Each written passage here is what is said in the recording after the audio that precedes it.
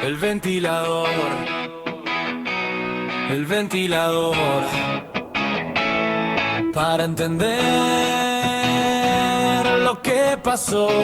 Muy bien, 4 minutos pasaron de las 8 de la mañana. Estás en el ventilador, estás en etcéteraplay.online y vamos con la zaraza de la mañana del día de hoy. La zaraza de la mañana. Hugo Moreno en modo editorial.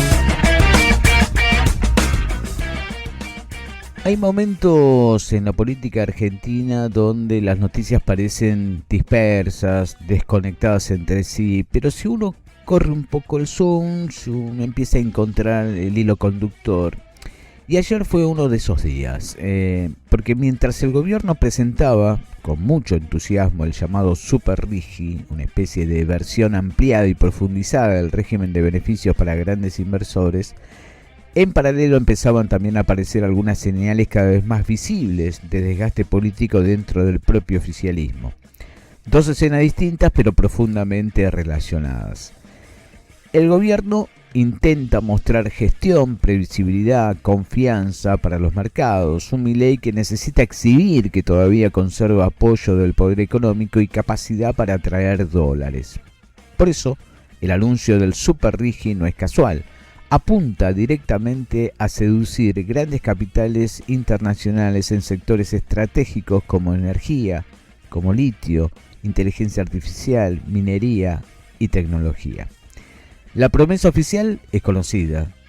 Si se le garantiza a las empresas estabilidad fiscal, libre disponibilidad de divisas, baja de impuestos y reglas especiales por décadas, entonces llegarán inversiones multimillonarias y con ellas el desarrollo. Ahora bien, la pregunta de siempre es ¿desarrollo para quién?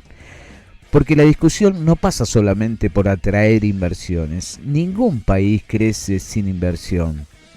Esto lo sabemos que esto es así y que de alguna manera también hace y preocupa, ¿no?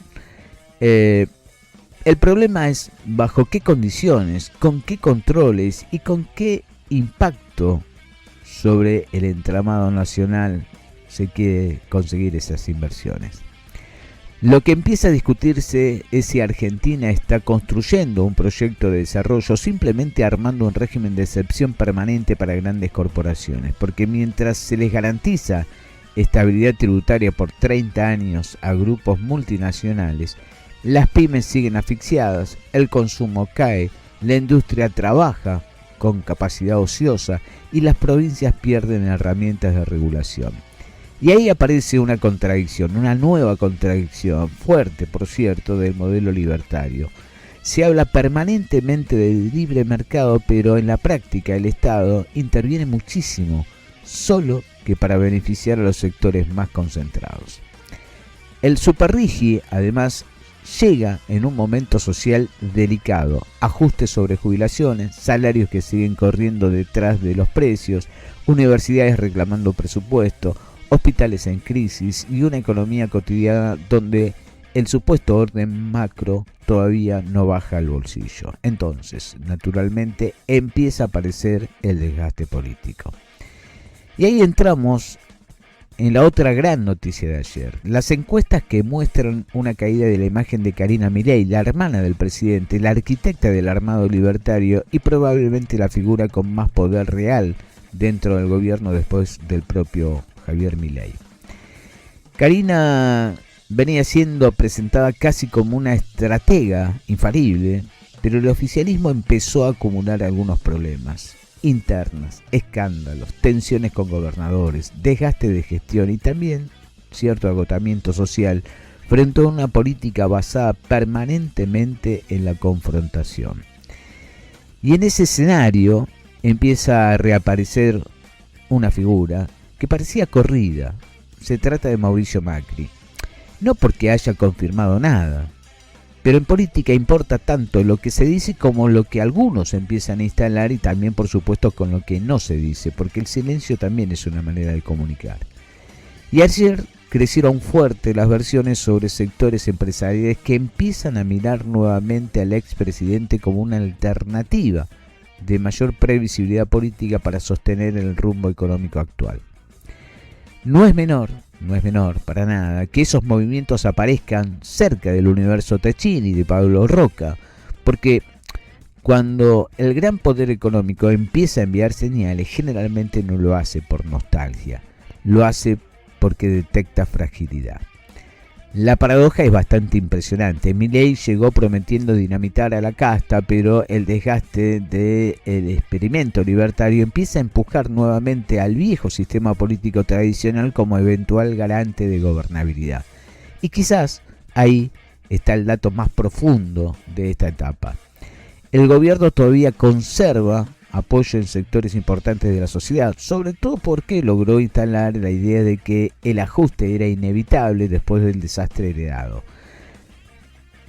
Pero otra cosa muy distinta es construir legitimidad duradera cuando el esfuerzo siempre recae sobre los mismos y los beneficios aparecen concentrados arriba. Por eso, el debate del superrige excede largamente una ley económica.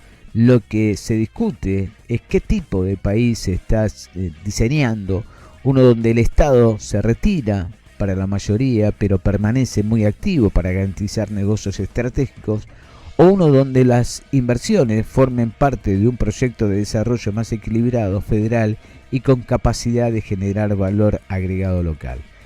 La discusión recién empieza, así es, recién arranca. Pero las señales políticas, al menos del día de ayer, muestran que incluso algunos sectores de poder económico ya comenzaron a preguntarse cuánto dura este equilibrio. Cuando el mercado vuelve a mirar a Macri, un superrige que se pretende con inversiones millonarias y lo que genera es una soberanía en liquidación, aparece un Roca que mueve las fichas y una Karina que empieza a caerse, por lo menos en lo que tiene que ver estas encuestas que tanto también nos gustan.